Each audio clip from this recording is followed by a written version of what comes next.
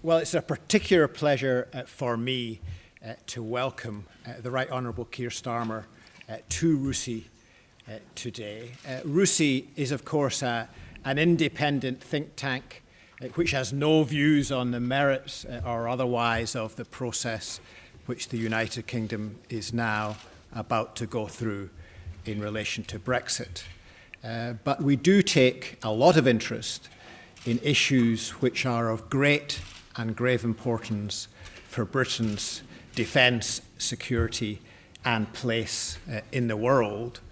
And I think there's widespread agreement that making a success of this process will be one of the most important endeavours which the British government and indeed the British Parliament will be engaged in over the next year to 18 months, and it's in all our interests that we get it right. So we're absolutely delighted we have Keir here today to talk about his approach to this important question. And I think it's fair to say also that the approach of the main opposition party in the House of Commons is even more important on this question because of the result of the recent general election, which has left us in a position where the government cannot simply with its own votes get measures in relation to Brexit through the House of Commons, far less the House of Lords. To chair this session, we're delighted to have Alison Levitt QC, who has recently joined the Board of Trustees of RUSI to chair the meeting. She is head of the Business Crime Group at Mishcon de Rea LLP. She has a distinguished career in both the public and private sectors and has worked with Keir in the past in the Crown Prosecution Service, has been a Queen's Counsel since 2008 and was at one stage Secretary of the Criminal Bar Association of England and Wales. So I'm sure we may see some careful forensic interrogation of some of the legal issues involved in this process, because it's a legal process as well as a highly political process. So, Alison, over to you. Well, the Right Honourable Sir Keir Starmer QCMP has served since 2015 as the Labour Member of Parliament for Holborn and St Pancras, and he's currently a member of the Shadow Front Bench team as a spokesperson on Brexit. He's been a barrister since 1987, acting principally as a defence lawyer specialising in human rights issues. He served as Director of Public Prosecutions and Head of the Crown Prosecution Service from 2008 to 2013, and he's the author and editor of numerous books about criminal law and human rights. So it gives me immense pleasure to introduce Keir Starmer to speak to us about the implications of Brexit for the United Kingdom.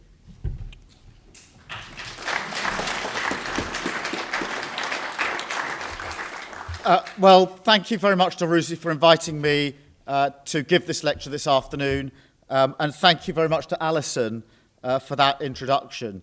As you heard, Alison was my principal legal advisor when I was the Director of Public Prosecutions, and that meant for many years, whenever there was a really difficult legal or policy question, it went to Alison to solve before I got anywhere near it. She did a brilliant job for me in that capacity.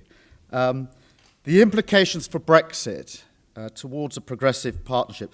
To put it mildly, these are turbulent political times. The challenge of Brexit is unprecedented.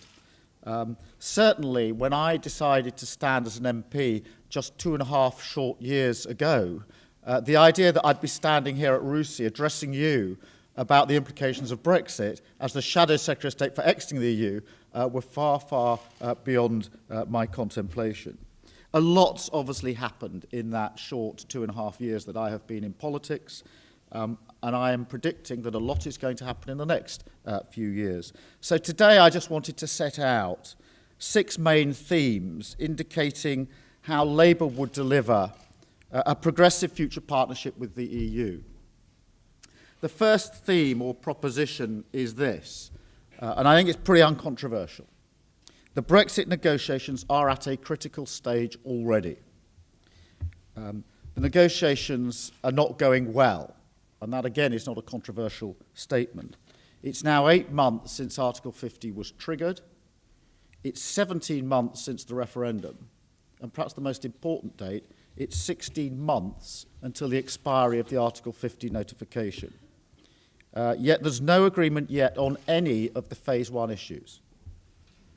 One deadline's already been missed in October, and in a few weeks there's a real risk that a second deadline will be missed.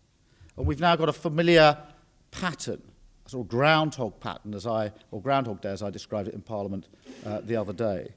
There are negotiations in Brussels. There's then a press conference at the end when both parties give their readout, and it's as if they haven't been in the same negotiations.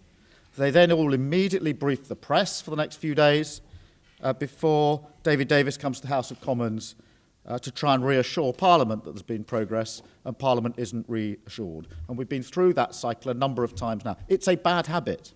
It is a very bad habit, and we need to break it. And we need to understand why there's the impasse. Now, the first thing is, it's difficult. It is difficult, and it would be difficult for any government in these negotiations, the most complicated, difficult negotiations since the Second World War. That's why it was unwise for Liam Fox to suggest at the outset that these would be, and I quote him, the easiest negotiations in human history. We've had 43 years of integrated trade, law, institutions, citizens, security, policing. And unravelling that is a complicated exercise. But it's also made harder by the Prime Minister's red lines and inflexibility. Her conference speech this year will be remembered for very obvious and unfortunate reasons. But it was the conference speech last year that actually did the damage. The referendum result on the 23rd of June gave us one answer to one question. Do you want to leave or do you want to remain in the EU? It didn't tell us anything else. It told us nothing about how you might leave the EU if the answer was to leave. And much more importantly, it told us nothing about what a future relationship with the EU might look like over the next half century. It was open to a number of interpretations. The Prime Minister could have adopted an approach that sought to bring the country back together, a careful, conciliatory approach. An approach that, on the one hand, recognised and respected the referendum and the causes that lay behind why people had voted as they had.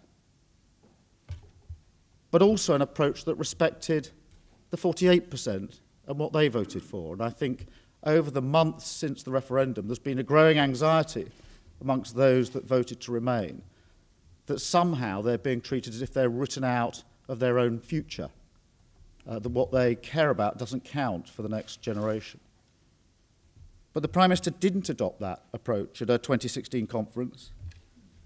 She adopted an interpretation which was out of the single market, out of the customs union, nothing to do with a European Court of Justice or any court apart from our own courts, out of all the associations and agencies of the EU.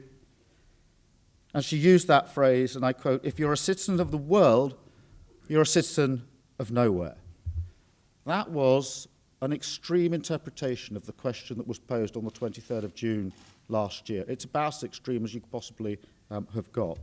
It immediately alienated our EU partners. I went to Brussels the week after that speech, and it was clear that they were taken aback by that interpretation of the referendum result. In particular, the obsession about no shared institutions and no role for a court other than our own. That's what everybody picked up on, because that suggested that Britain had no interest in a deep and close collaborative relationship which requires shared institutions. And that red line is already bedeviling the Phase 1 negotiations. It's prevented so far a sensible deal on EU citizens in this country and our citizens in the EU, and it will bedevil the rest of the negotiations if we're not careful. The December Council is now fast approaching. Businesses, investors and communities across the country need to see progress. We need to see the talks moving on. If there isn't progress this December, the next EU Council meeting is in March 2018, the end of March 2018. That's the next opportunity if the December deadline is missed. There would then, of course, be only 1 year until the expiry of Article 50. But given the ratification process, which is broadly 4 or 5 months, the negotiations actually need to be completed by about October or November of this year. So if the December deadline is missed, we reduce to just 7 or 8 months the period of time available to deal with all the other issues that need to be negotiated under Article 50. And business I meet all over the country are clear, and they're telling me that there are staffing implications, investment implications of the delay. And they've got contingency plans. And sooner or later, they're going to have to trigger those contingency plans, and they will then become self-fulfilling. So the December Council is crunch time. The December Council is crunch time. And this should focus the minds of the UK government and the EU. It needs to be hit. And so there needs to be a new sense of urgency. But it also raises other issues. And my second propositional theme is this. There has to be now an early commitment to deliver strong transitional arrangements. No ambiguity. I've always believed it's fanciful to suggest that the UK and the EU could negotiate, ratify and implement a meaningful new relationship within the 2-year Article 50 period. The chances obviously are even lower now that we're missing deadlines. And that's why over the summer I set out Labour's position as the official opposition on transitional measures. I made it clear that we needed to negotiate strong transitional arrangements on the same basic terms as we currently have. And I spelt out that that means for a time-limited period, Britain would be within the single market, in a customs union, accepting the common rules of both, and the jurisdiction of the European Court of Justice. I believe that that sort of transitional arrangement could be agreed fairly quickly with the EU, and it would deliver a number of very clear benefits for Britain. It would, of course, remove the danger of a cliff edge in March 2019. It would enable businesses to make investment decisions now, safeguarding jobs. But crucially, thirdly, it would allow more time for the complex decisions and negotiations in Northern Ireland. And anybody who's worked, lived, come from, or studied Northern Ireland knows that if ever there's a place where you don't rush negotiations, it's when you're dealing with the difficult issues in Northern Ireland. It would be a bridge to allow us to get the right final deal with the EU. It's clearly where the national interest lies. It would, to coin a phrase, put prosperity above politics. Now, in fairness to the Prime Minister, she came very close to accepting the need for this kind of transitional deal in her Florence speech when she spoke of an implementation period, quotes, within the same rules and regulations. Now, I understand that for political reasons, because of Conservative Party management, she cannot bring herself to call this a transitional period and insist it's an implementation period, pretending that everything will be agreed by March 2019 and somehow it's only being implemented. I also realise that she can't yet bring herself to say it does mean within the single market and a customs union.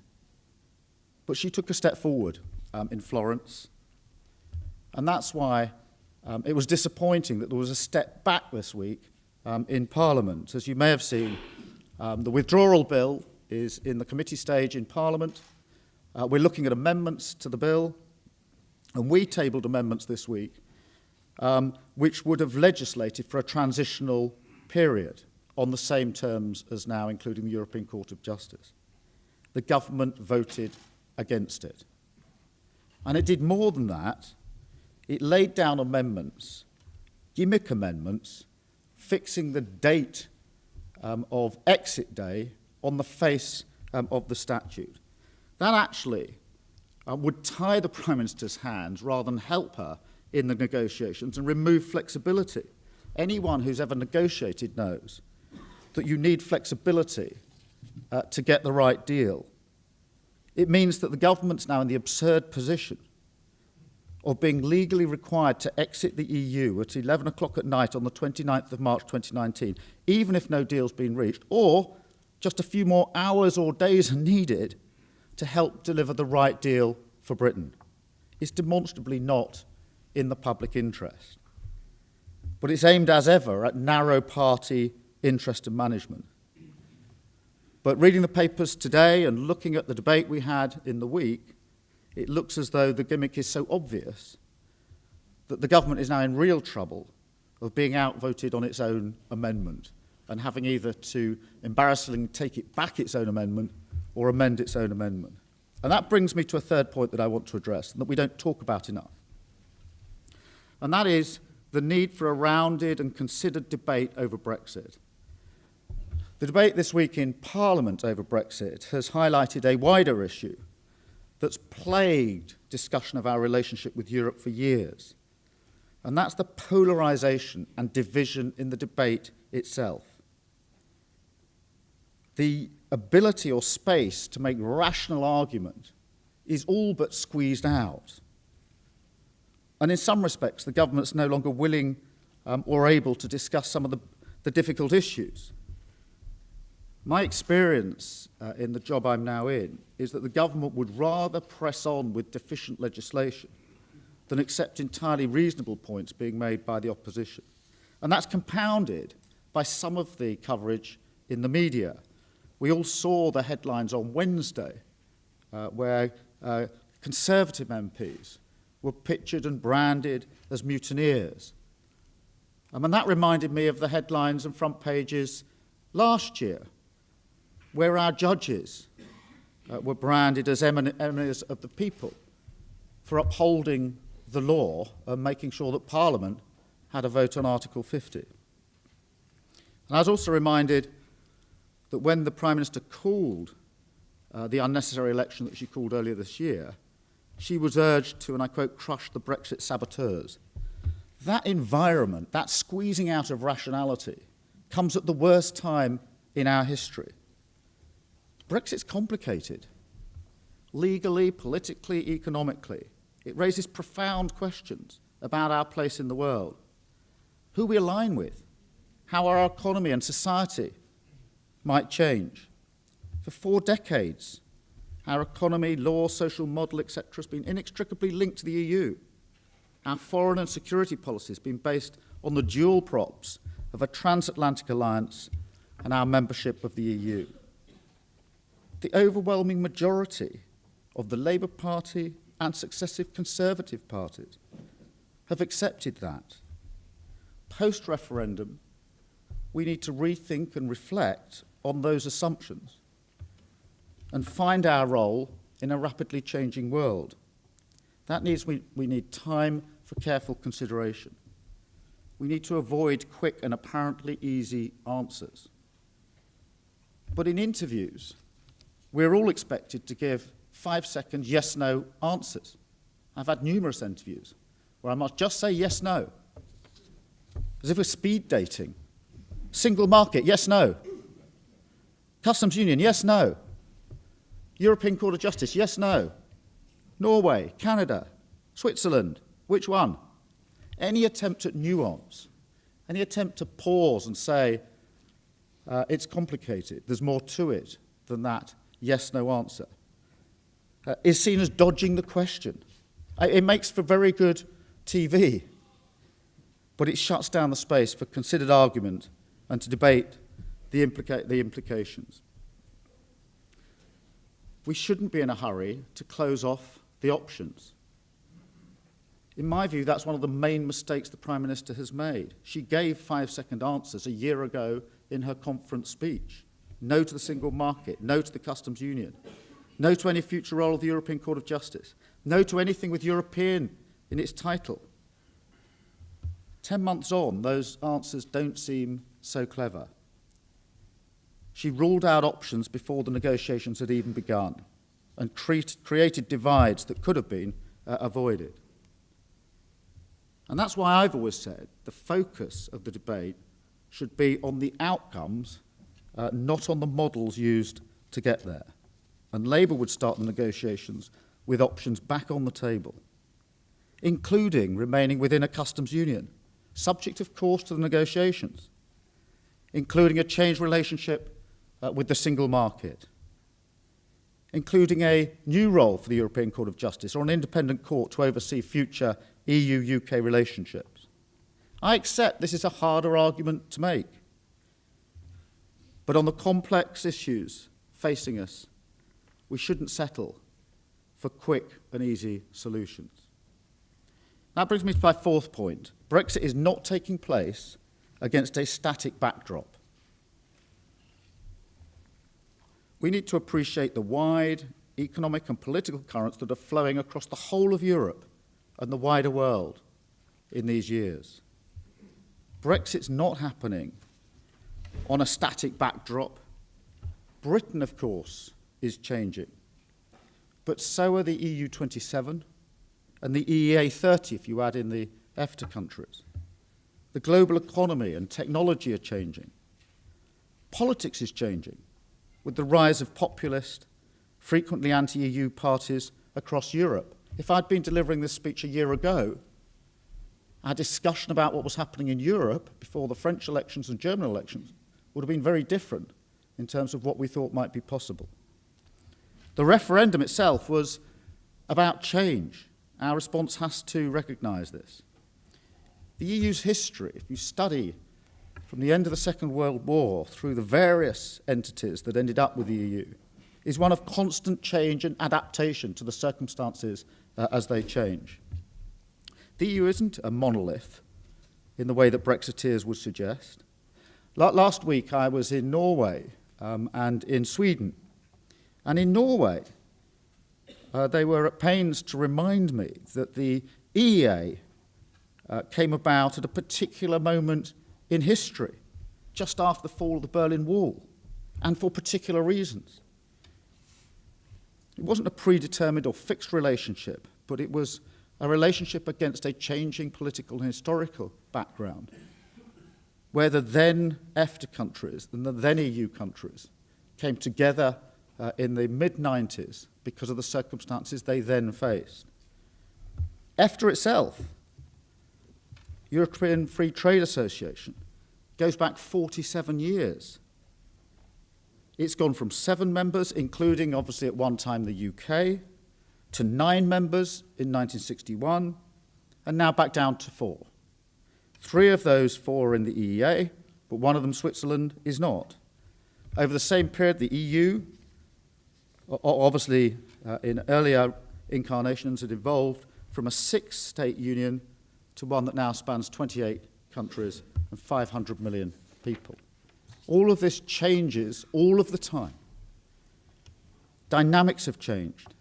Different nations have sought membership, association, a particular trading or security relationship with the EU.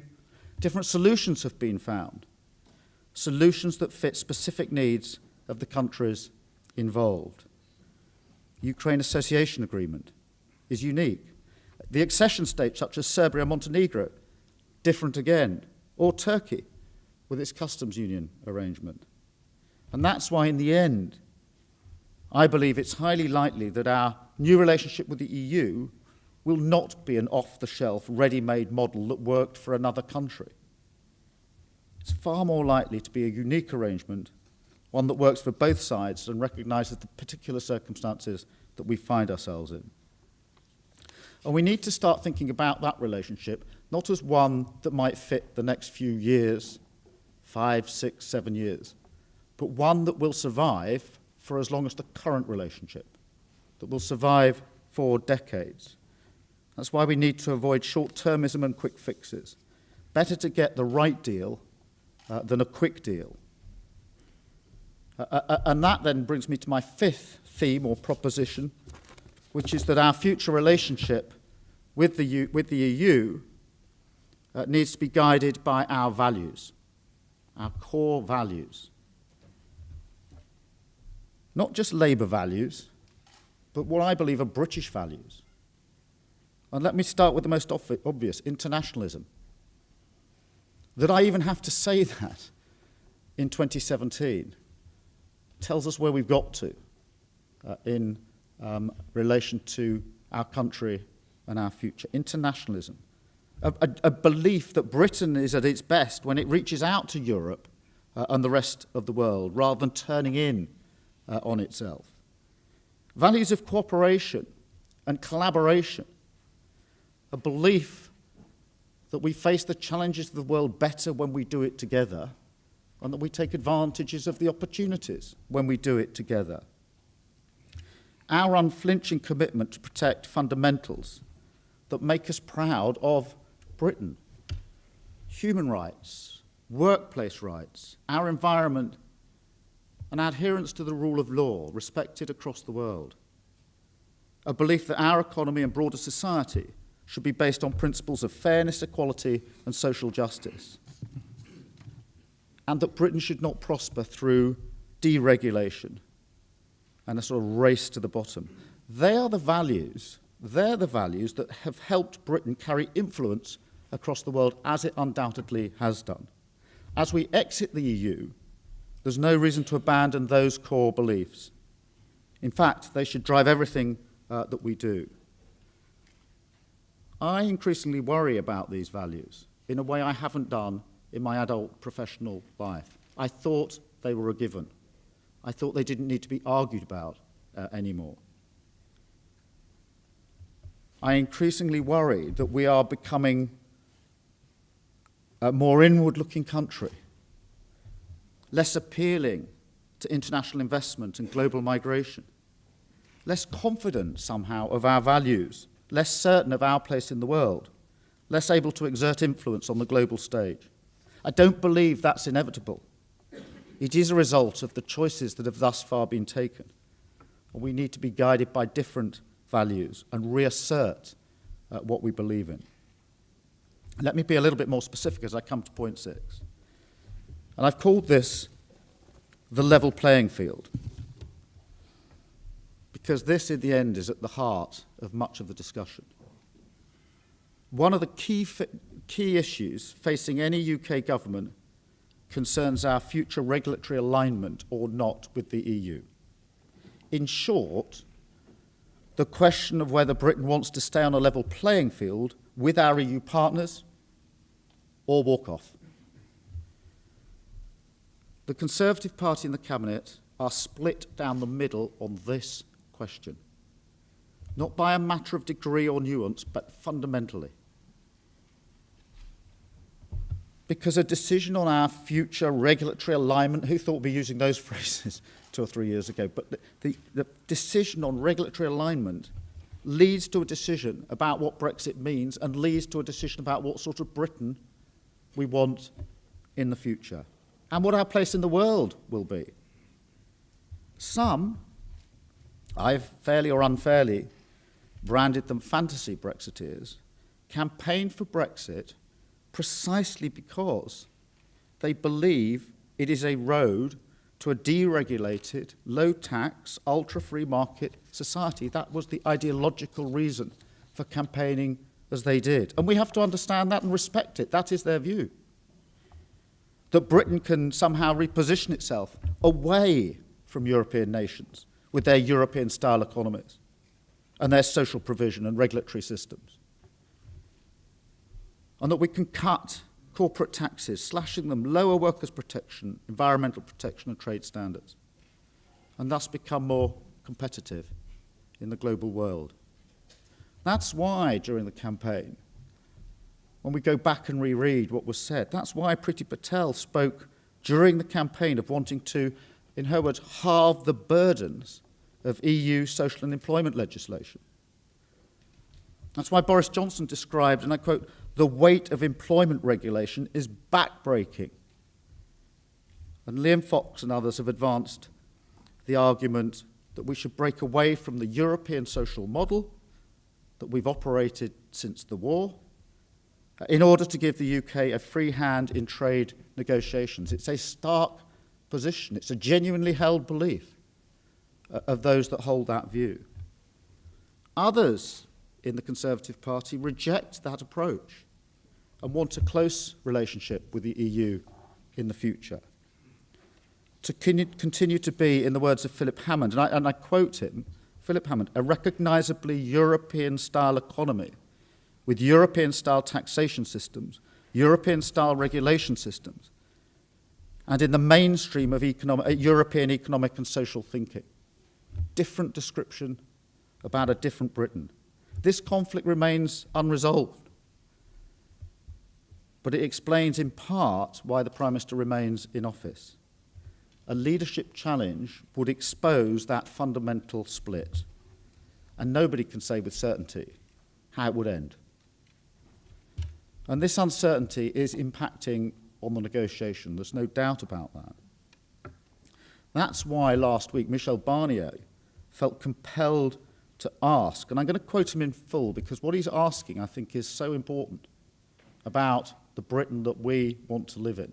He asked this. He said, the United Kingdom has chosen to leave the European Union. Will it also want to distance itself from the European model? That is another matter. Underlying the European regulatory framework are fundamental societal choices that are dear to us. The social market economy, health protections, food safety, fair and effective financial regulation. It is for the British to tell us if they're going to adhere to the European model. Their reply is important because it will shape the discussions on our future partnership and the conditions for ratification of that partnership. A central question put on the table last week. This is a very difficult question for our present government to answer. I can't speak for them, but I can speak for Labour. Labour does not want to walk off the level playing field. We have no interest in deregulating and lowering standards. We have no interest in weakening environmental protections. In fact, we want to work with the EU to push these standards and protections up.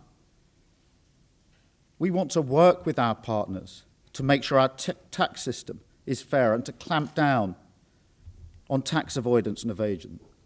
We don't want to weaken food standards, health protection, or social rights. This was demonstrated in our amendments to the withdrawal bill last week. We've no desire to walk away and diverge from EU standards in these important areas that provide the level playing field. Our history, our trade and our values are inextricably bound up with our European neighbours and has been for decades and centuries.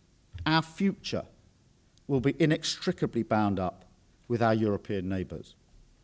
And that's not limited to trade. We want to work and to continue to work with our European allies on security, foreign affairs and defence. When I was Director of Public Prosecutions for 5 years, I and my staff were part of Eurojust, one of the agencies that was working hard to counter terrorism and very serious crime across Europe. We want to continue to work closely in those and so many other areas. I know from my experience just how important that cooperation is. And that's what I mean by the UK being part of the European family. Not members, but partners with a shared future and being clear about that shared future. We also recognise, to come back to something I touched on earlier, that any meaningful, progressive future EU-UK relationship will require shared institutions.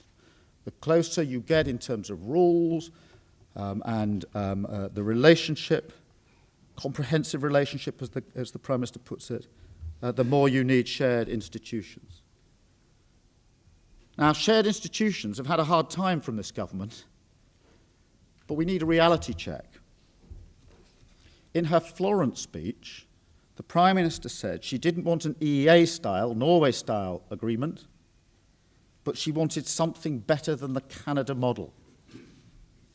She rejected the Canada model because she said it would be, in her words, such a restriction on our mutual market access. Yet the Canada model, the one rejected by the Prime Minister, has a court. When the negotiations for the Canada agreement were started, it didn't have a court. It was thought you could have some other dispute resolution mechanism. But as the two sides came together and realised how deep and meaningful and comprehensive they wanted even that arrangement, they turned it into a court, because that sort of institution was necessary for that agreement. And the Prime Minister says, on the one hand, I want something better than that, but still insists we can't have shared institutions or any role for a court. That's why I've always said there will need to be a role for an independent court or court-like body to oversee future agreements if we're to have a meaningful future partnership with the EU. The security, a number of papers were published this summer, as you'll have seen, by the government. One of them was the security paper, and that was a really important paper, which was not being discussed enough. That paper expressly said, if we're just a third party without shared institutions, there will be gaps in our coverage in really important areas, and therefore proposed, if nothing else, a special treaty in that area. It's a recognition, the first time, I think, in one of the government papers, that if you really want a meaningful and close and collaborative partnership, you have to have shared institutions. So Labour is clear. Respecting the referendum doesn't mean rejecting everything European. It's not in the national interest to do so. Nor does it require us to retreat from the international stage. Quite the contrary. We need to redouble our support for shared institutions. And I include within this NATO, the International Criminal Court, the UN. We need to play a central role going forward on the international stage and not retreat from it. So let me conclude in this way. By abandoning the Prime Minister's heavy red lines laid out over a year ago, by being clear that we accept common standards and don't wish to deregulate, Labour would start Brexit negotiations in a fundamentally different place to the current government. That would not make negotiation easy, but it would make it easier. We have an incredibly weak government. I can't think of a period in time where a government has been this weak so early in the parliamentary 5-year cycle. We're only 6 months into a 5-year parliament. Labour has to stand ready to take over. And if that were to happen, we would reset the negotiations. We would bring a new approach, set new priorities, would make an immediate offer on transitional arrangements to provide certainty and reassurance for businesses, and we'd seek a new and strong future partnership based on our shared values of cooperation and collaboration. Democratically legitimate, economically sensible, bringing the country together when it's at its most fractured. That's a huge task. It's also a huge responsibility. Thank you very much.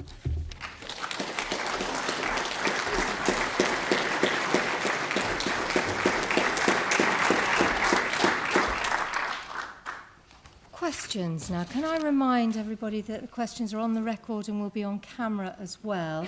There are handheld microphones. Could you say who you are and the association or the institution to which you belong, if any? So, I may take them in groups of 2 or 3. So, here first. Is it on?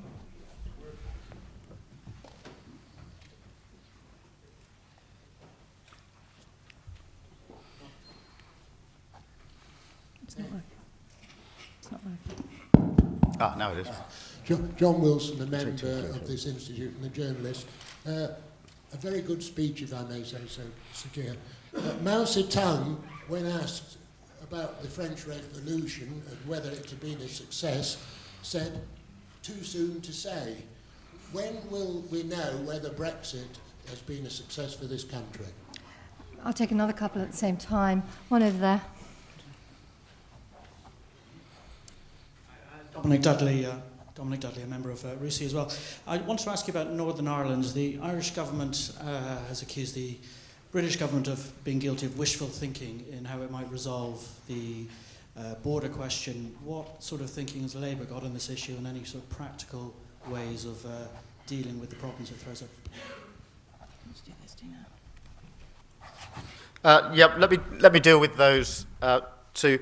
I mean, it is too soon to say, but we do need to face the challenge that's in front of us, and we need to walk towards that challenge with courage and conviction, rather than shy away from it.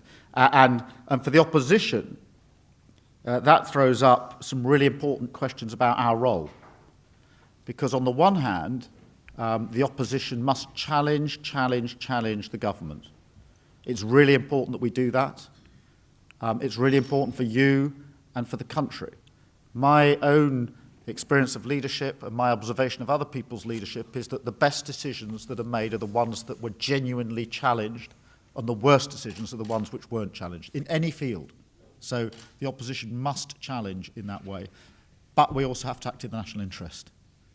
If these negotiations fail, there may be short-term political gain for the opposition, but that is at the cost of my constituents and my country and my children. And so we have this very important role, one of the most important since the Second World War in many respects, of being genuinely challenging on everything and testing everything. But on the other hand, making sure that we serve the national interest, because these negotiations need to succeed, and we want them to succeed. It is too soon to say, but that's the approach that we've adopted in that.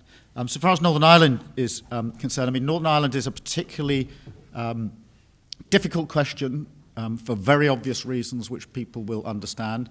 The one thing I learned from working for 5 years in Northern Ireland, I worked with the policing board in Northern Ireland after the Good Friday Agreement, in their work transforming the RUC into a police service of Northern Ireland, a very different organisation. And I learnt from that experience that these are not just technical questions of what you might do on a border, but more fundamental questions about how two communities can continue to live in peace together, and how important the EU was in that process, not just by making the border as open as it is, but also by the North-South agreements between different parts of Ireland, which are underpinned by the EU. And so, firstly, we mustn't rush that. Secondly, as far as the transitional period is concerned, that is one of the reasons that we're clear that it should be in a customs union, because I think if you're not in a customs union, it's very difficult to see how you can avoid barriers in at the border there. And I say that having just come back from Norway and Sweden, as I said. Last week I went to Norway and to Sweden for a number of reasons, but one of which was to go down to the border and look at what the border between those two countries looked like. You have on the one hand an EU country, which is Sweden, and on the other hand an EEA country, which is Norway. And therefore you ought to have a reasonably frictionless border. But nonetheless, what you see in the border is every lorry coming off the main road. This is the busiest border, going into a security area, going in to present papers in booths, waiting, having them cleared, coming back out again and continuing on the journey. And therefore it's a hard stop border. It takes about probably about 10 minutes minimum per lorry, but it's a hard stop border. And therefore I think the answer in Northern Ireland is not just about sort of pretenses that somehow technology can do this, but being a bit more realistic and reasonable about what the final arrangements might look like. And that's why a customs union has always been part of our transitional answer, as it were, but also why we say that for the long term, we would want to start as a viable option a discussion about a long-term customs arrangement, not least because of the advantage it would bring to the Northern Ireland situation. But it's, as I say, it's not just a border issue, I think, in Northern Ireland. People think that if you can just have a clever fix at the border, that's enough. It's much more fundamental than that. Gentleman here in the middle, and maybe this gentleman here as well.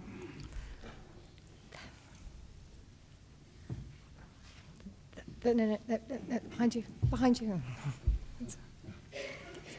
Ask this gentleman first. Thank you.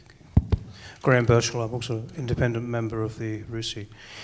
In most mature democracies, we require to change the constitution in any kind of way. We need a two-thirds majority in both houses of government, in both houses of parliament, I should say, sorry. Clearly, we didn't have that prior to the referendum. In fact, quite the opposite. Do you think that parliamentary representation as a democratic principle is still alive in this country, or have you seen it die in the last couple of years? The gentleman behind there at the... Thank you very much. Anthony Newton, Member Rusey. Is it too late to change our minds? Can we still legally stay in Europe? Do you want to take another one? Or do you... Let's take one more and then I can talk through. Take one more, the gentleman in front. No? But, gentleman back. Following really those two questions, John Peet from The Economist, why not put the ultimate deal that we get with the European Union to another referendum to make sure people prefer it to continuing membership? Let me take those questions together. Before I became DPP, I was a human rights lawyer doing cases across the world, particularly cases involving the death penalty in former colonies. Pretty well all of those countries, as part of their independent settlement, had a constitution, a sort of Westminster-style constitution, if you like, and nearly all of them, if not all of them, have got a requirement built into the constitution that any constitutional change requires a two-thirds majority. That is a standard, certainly, of the sort of common law, Commonwealth constitutions. That's a standard requirement. We obviously have not got a constitution. We therefore don't have a provision such as a two-thirds majority. And we therefore take the referendum result in that light. Does it mean, or does it is one of the consequences that democracy is somehow not alive in the way that it was? No, I don't think so.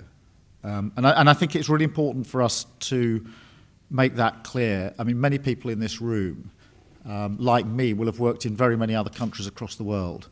And we have to be careful when we sort of casually say that we don't operate as democracy in this country. We do. We have a free press. We do have the right to vote, which we don't have in countries across the world. And we respect the results of votes when we put things to the vote. And that is really important that we assert that and reassert that. Could we go further? Yes, certainly we could. And I think one of the challenges of Brexit is how do we make sure that power is not residing as much as it currently is just down the road?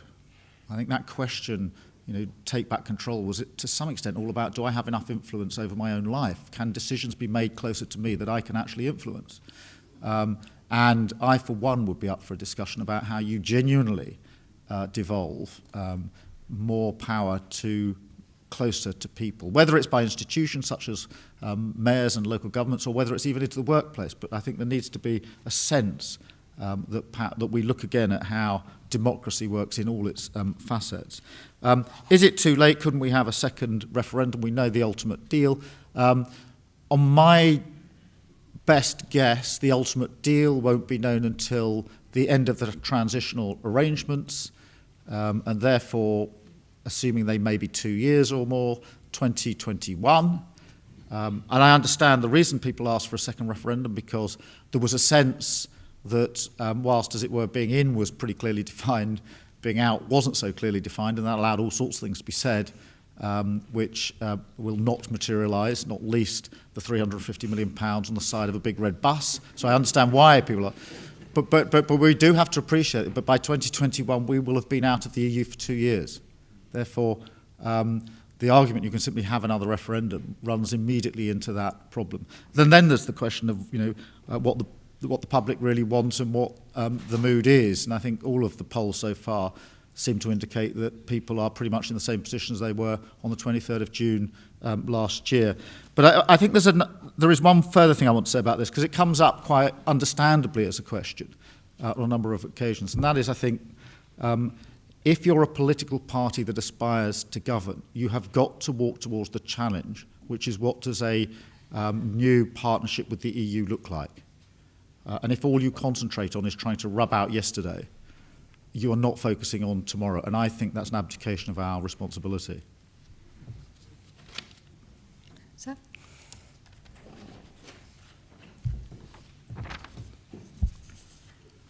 Thank you. My name is Alan Lee Williams. I'm a long-standing member of the Labour Party. I joined it in 1946-47 period, and then became the National Youth Officer of the Labour Party, and then I was an MP for a number of years, a period of over 18 years, and of course very close to Dennis Healey, worked very much with him. So my question is, your very moderation and the way you put it across is very, very good and attractive. Because I go out canvassing, still go out canvassing every Sunday, I'll be out this Sunday, and your name is beginning to crop up. Now that's a good sign. Depends what they're saying. Well, I wouldn't tell you what they say. Some of it embarrassing, some of it not. But nevertheless, that makes you a target. Not the Conservatives obviously are worried about you, increasingly so, judging from the way that they answer questions, the very questions you put. But my concern is that you speak for London. I mean, London voted overwhelmingly to stay in the European Union. And there are a number of MPs, which includes my own, who are trying to put all the motions down, some of them with the rather romantic view that we can somehow stop it. I'm very pleased to hear your statement. You made that absolutely clear. That will strengthen your hand, not weaken it. Thank you. Malcolm, did you want? Yes.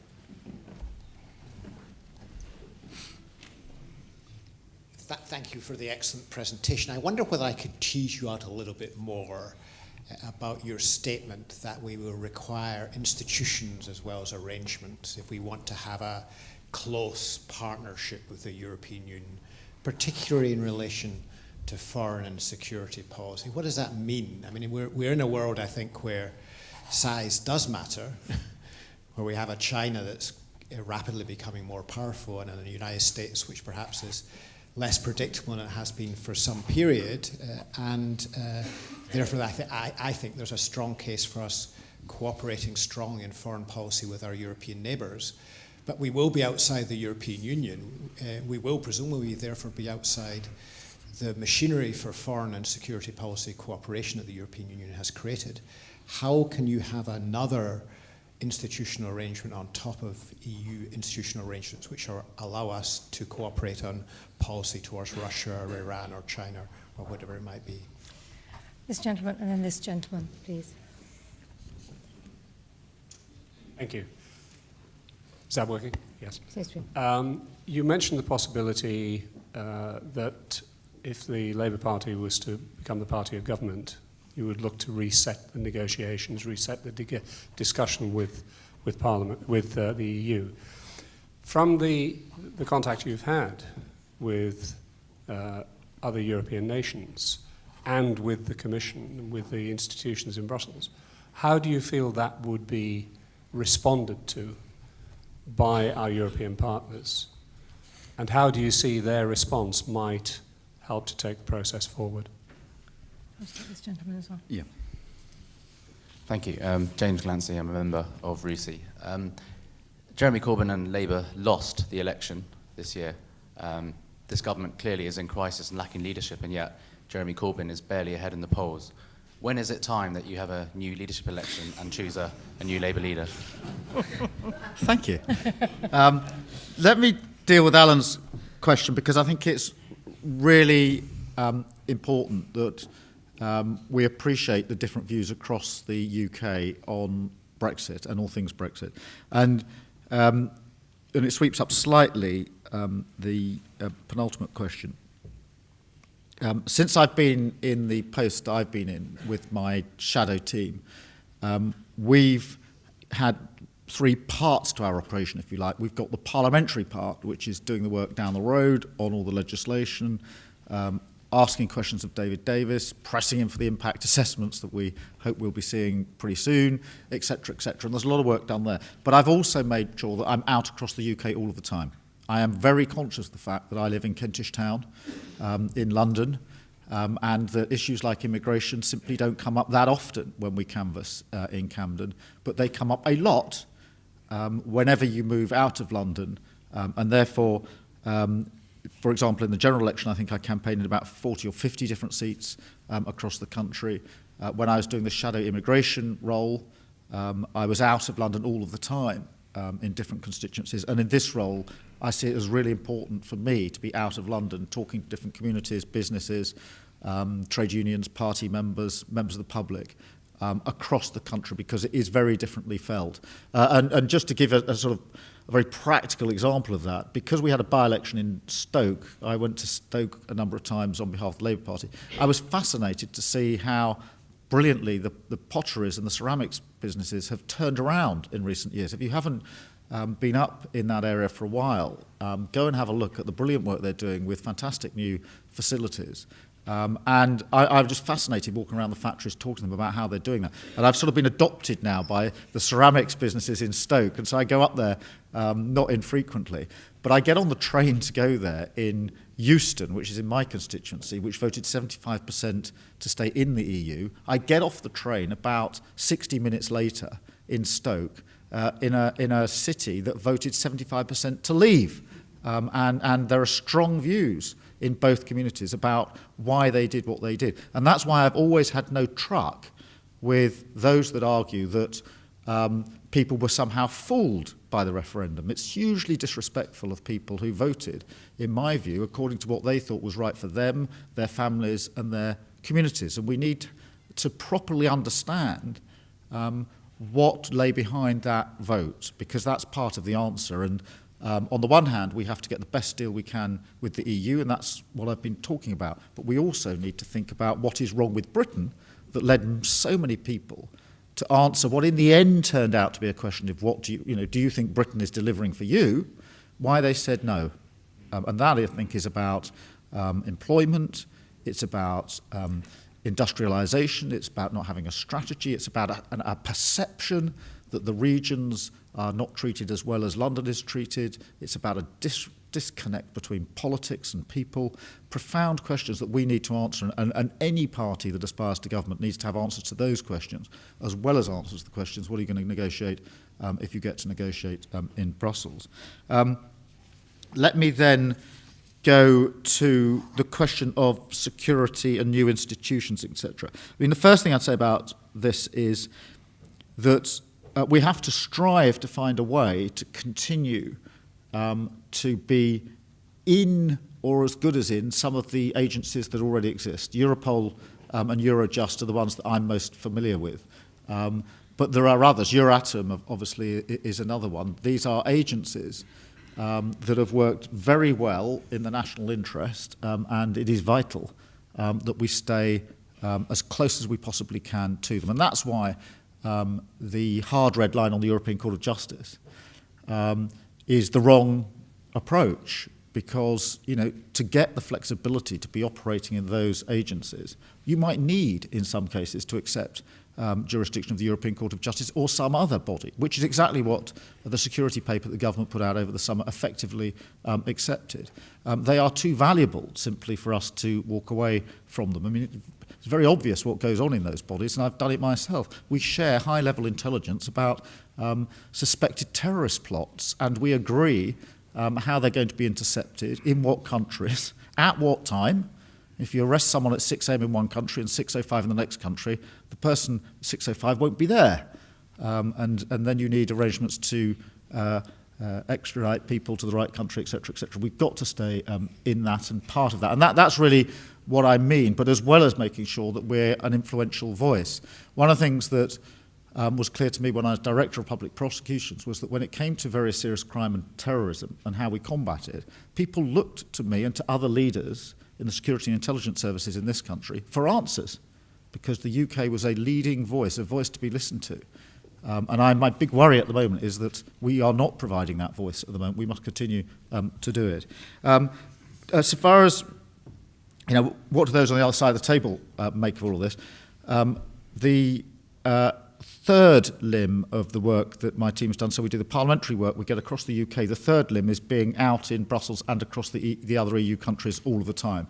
So I've been to Brussels on numerous occasions to talk to members of the Commission, to talk to MEPs, to talk to political leaders, and across different EU countries to get a genuine dialogue going on about what the concerns are, how we might get through those concerns, how we might actually make progress.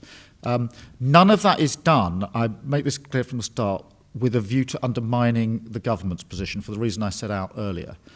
So when I've met Michel Barnier and his team on a number of occasions, it is not to go behind the back of the government, because that is not in the national interest. It is to have a conversation about how we get through some of the difficulties that we're in. Now, I'm not in a position, obviously, to disclose the contents of any of those conversations, but I think it is very important for an opposition to properly understand what is the thinking on the other side of the table. I am convinced of this, and that is that the level playing field is one of the central issues. It's one of the central issues. What Europe wants to know is, are you a country that wants to stay on the level playing field within the framework that we see as fair and allows us to trade in the way that we do, or are you going to pull away from that and therefore leave yourself open to deregulation and become, as we would see it from European eyes, unfairly competitive vis-à-vis our industries? And that is a really, that's the big question on the table in pretty well all of the discussion, which is why what I said about the Labour Party position, which is not to walk away, is so important at getting through that impasse. On the last question, listen, since I've been an MP, I've had 2 general elections, I've had the referendum, I've seen the election of Donald Trump, and I've had 2 leadership elections. That's a lot to pack into 2 years.